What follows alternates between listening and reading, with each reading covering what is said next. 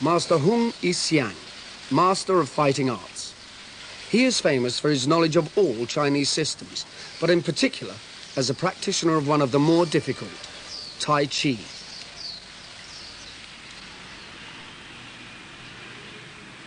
This park is in the center of Taipei, capital city of Taiwan. People have been here since about 3 o'clock in the morning.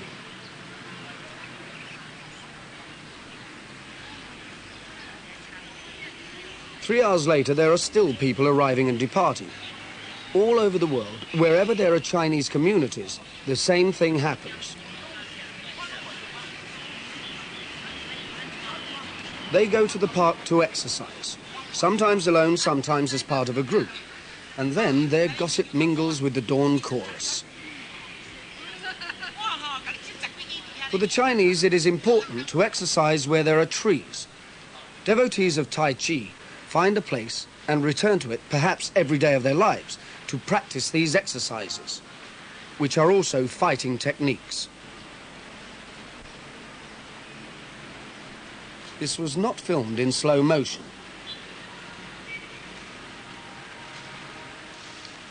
Chinese legends say that before the world came into existence, there was energy.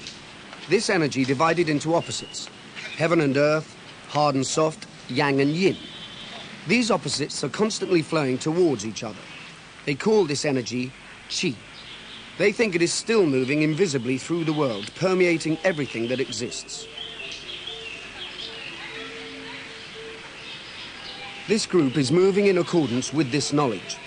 For them, the air under trees in the dawn is very good because it is full of Qi. It mingles with the Qi in their bodies.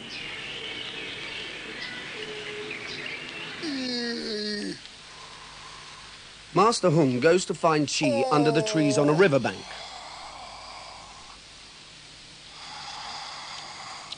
His wriggling fingers encourage Qi to flow down his arm and across his body and into his other hand.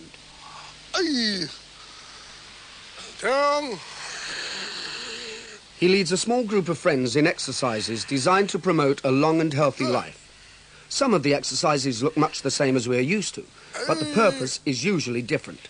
Here, he's deep breathing, exercising the lower abdomen, but also concentrating Qi in the center of his body, into a spot 2 inches below his navel.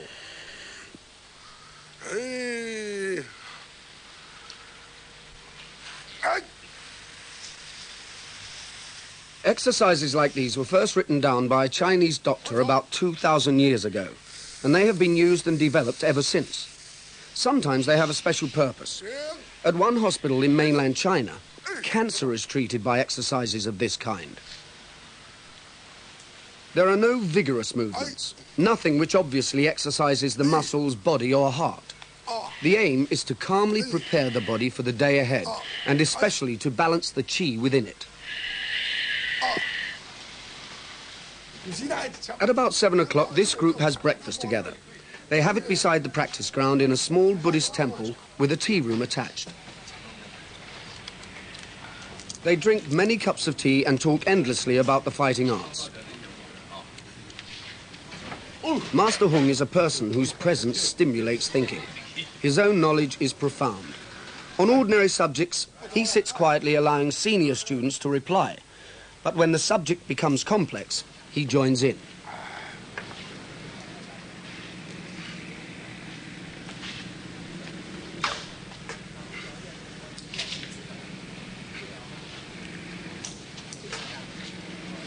On working days, they separate, but on other days, they often stay to practice fighting techniques.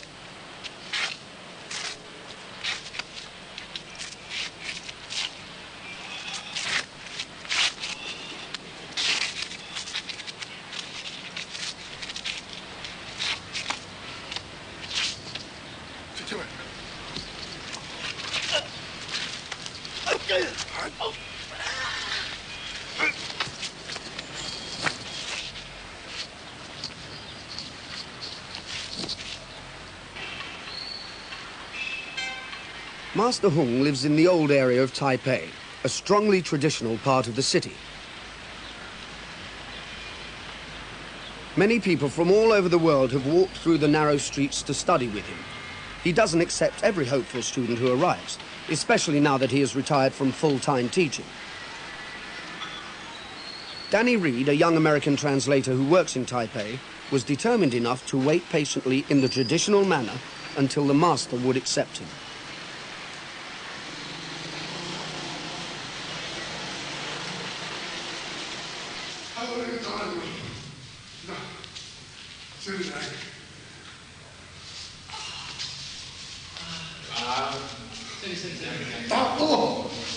Danny is especially interested in the historical and philosophical background to the Chinese fighting arts.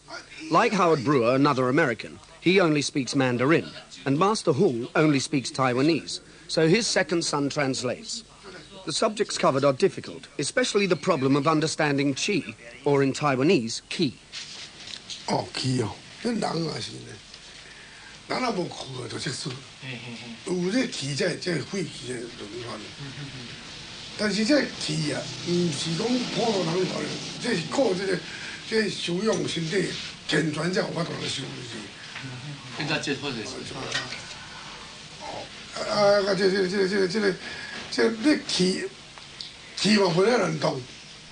都气到二丹田，后尾总归爱二丹田才有做。你有哪人讲发手地啦？这气一切关键，卡都无啦啦，都干。那气了当然，士气就成爽，啊人就就是猫哩安尼，要从啥就安尼。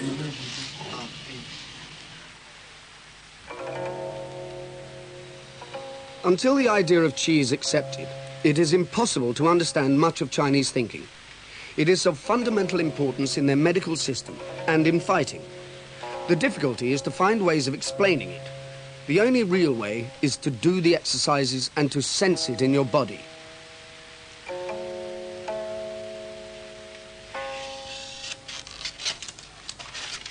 Zhu Ming is a sculptor, well known in America. He uses the feeling of Qi inside his body as a subject for his sculptures.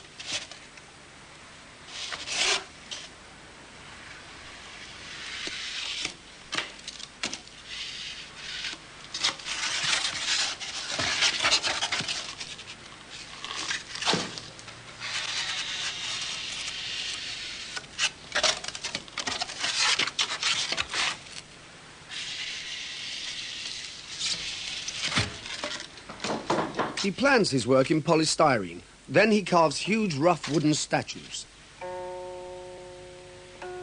Each statue freezes a position in the flowing exercise and gives the feeling of Qi at that moment, the power that he feels inside his body.